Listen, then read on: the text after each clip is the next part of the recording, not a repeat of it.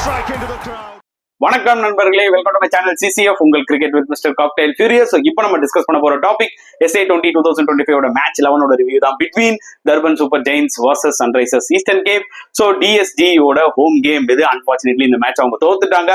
But சன்ரைசர்ஸ்க்கு கிட்டத்தட்ட இது வந்து பாத்தீங்கன்னா ஒரு மஸ்ட் வின் கேம்ங்க. ஏன்னா ஆல்ரெடி ஹேட்ரிக் ஆஃப் லாசஸ் இந்த டோர்னமெண்ட் வந்து பாத்தீங்கன்னா இந்த டிஃபெண்டிங் சாம்பியன்ஸ் எதிர்பார்த்த அளவுக்கு ஸ்டார்ட் பண்ணல. பட் கண்டிப்பா இந்த விக்டரி வந்து பாத்தீங்கன்னா அவங்களுக்கு நிறைய ஒரு மோட்டிவேஷனை கொடுக்கும். ரீசன் என்னன்னு பாத்தீங்கன்னா அவங்க வின் மட்டும் பண்ணல, போனஸ் பாயிண்டோட வின் பண்ணிருக்காங்க. இனிமேட்டு அட்லீஸ்ட் வர மேட்சஸ் எல்லாமே அவங்க வின் பண்ண வேண்டிய ஒரு கட்டாயத்துல இருக்காங்க. சோ இந்த ஒரு போனஸ் பாயிண்ட் அவங்களுக்கு டெஃபினட்டா கை கொடுக்கும் நான் சொல்லுவேன்.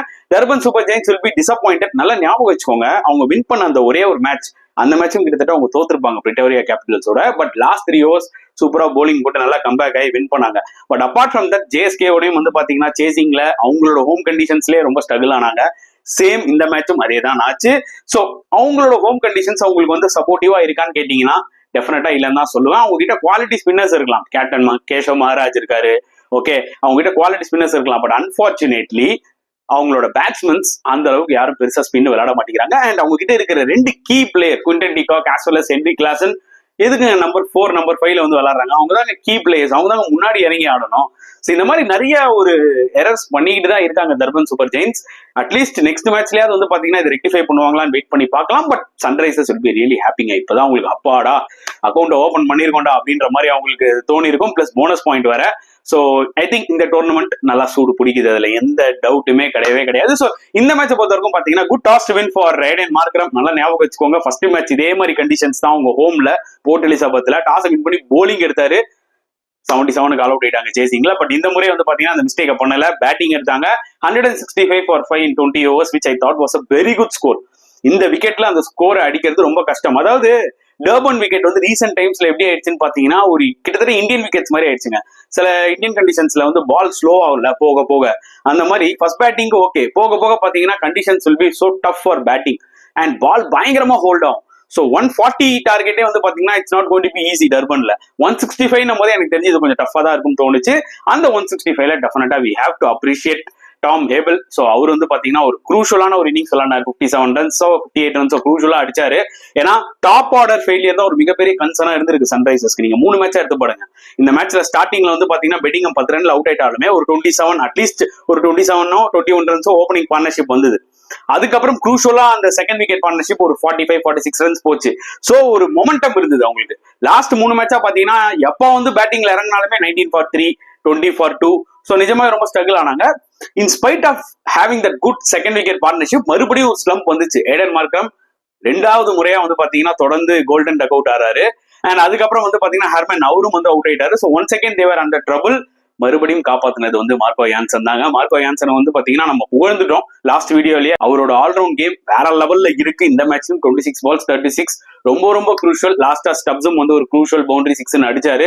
ஸோ 165 அடிக்கும் போதே நம்மளுக்கு தெரியும், நான் ஏற்கனவே சொன்ன மாதிரி it's going to be tough chase for Durban Super Giants சொல்லிட்டு. ஸோ டர்பன்ல நீங்க போலிங் வைஸ் எடுத்துக்கிட்டீங்கன்னா நூர் அகமதுங்க ஃபென்டாஸ்டிக்கா போட்டாரு. 4 விக்கெட். அதாவது இஸ் அ மேட்ச் வின்னர், அது எந்த டவுட்டுமே கிடையாது. IPL இன்னைக்கு CSK வந்து பாத்தீங்கன்னா அவ்வளவு விலை கொடுத்து, புரியுதா, ஏன் நூர் அகமது எடுத்தாங்கன்ற வேல்யூ வந்து நம்மளுக்கு இப்போ புரியும். பிகாஸ் ஃபென்டாஸ்டிக்கா போடுறாரு. இந்த கண்டிஷன்ஸ் வர அவருக்கு சூட் ஆகும் பெர்ஃபெக்டா. அண்ட் அவர் ஒருத்தர் தான் வந்து பாத்தீங்கன்னா மேட்ச் வின்னரா தெரிஞ்சாரு அந்த டர்பன் சூப்பர் ஜெயின்ஸ் போலிங்ல. கேஷவ் மகாராஜ் வேணா விக்கெட் எடுக்கலாம் எக்கனாமிக்கலா போட்டாரு. பட் வேற யாருமே ஒரு விக்கெட் டேக்கர்ஸா இன்னைக்கு யாருமே தெரியல. எல்லாருமே கொஞ்சம் எக்ஸ்பென்சிவா தான் இருந்தாங்க. அந்த வகையில நூர் அகமது சூப்பரா போட்டு 4 விக்கெட் எடுத்தாரு. கண்டிப்பா அவர் நம்ம அப்ரிஷியேட் பண்ணி தான் ஆகணும். அண்ட் சேசிங்ல ஓப்பனர்ஸ், ஓகேங்களா, டர்பன் சூப்பர் ஜெயின்ஸ் ஓப்பனர்ஸ் வந்து பார்சன்ஸா இருக்கட்டும் பிரீட்ஸா இருக்கட்டும் நல்ல ஒரு ஸ்டார்ட் கொடுத்தாங்க 40 ரன்ஸ். எப்போ வந்து பாத்தீங்கன்னா அந்த ஒரு மிஸ் ஜட்ஜ்மெண்ட், தேவையில்லாத ஒரு ரன் அவுட். பார்சன்ஸ் நல்லா விளையாடி இருந்தாரு பிரீட்ஸை விட, டு பி வெரி ஆனஸ்ட். ஏன்னா பிரீட்ஸ் எல்லாம் வந்து பாத்தீங்கன்னா அந்த பாட்டம் அண்ட் டாமினேட்டட் பிளேயர், கச்சாமுச்சான் சுத்துவாரு, ஓகேங்களா, ஃபுட் ஒர்க் எல்லாம் பயங்கரமா இருக்காது. இந்த மாதிரி ஸ்பின் கண்டிஷன்ஸ், இந்த மாதிரி ஸ்லோ கண்டிஷன்ஸ்ல அவர் பயங்கரமா ஸ்ட்ரகிள் ஆறாரு.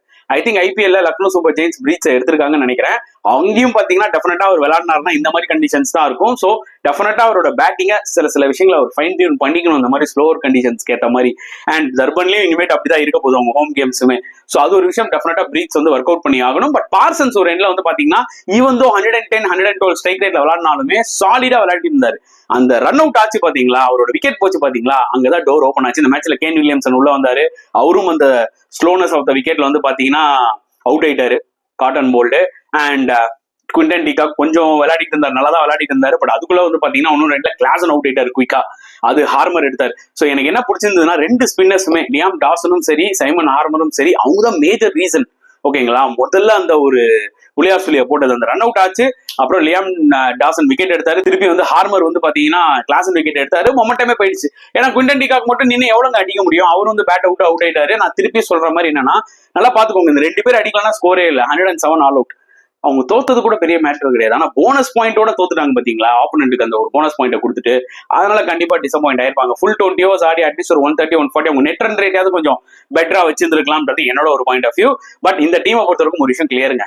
நீங்க குவிண்டன் டிகாக், கிளாசன் நம்பி தான் இருக்கீங்க இந்த டீம்ல. அந்த ரெண்டு பிளேயருமே வந்து பாத்தீங்கன்னா ஃப்ரண்ட்ல எவ்வளவு விளையாடுறாங்களோ அப்பதான் இவங்களுக்கு வின் பண்ண சான்சஸ் இருக்கு.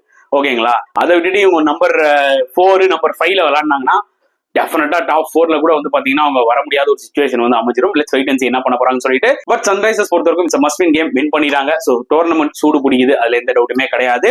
And at the same time இதுக்கு முன்னாடி மேட்ச் வந்து பாத்தீங்கன்னா ஜேஎஸ்கே மேட்ச் வந்து அன்பார்ச்சுனேட்லி மழைனால வந்து பாத்தீங்கன்னா கேன்சல் ஆயிடுச்சு. ஜேஎஸ்கே வர்சஸ் விக்டோரியா கேபிட்டல்ஸ் அவங்க வந்து கிட்டத்தட்ட 138 ரன்ஸ் அடிச்சாங்க.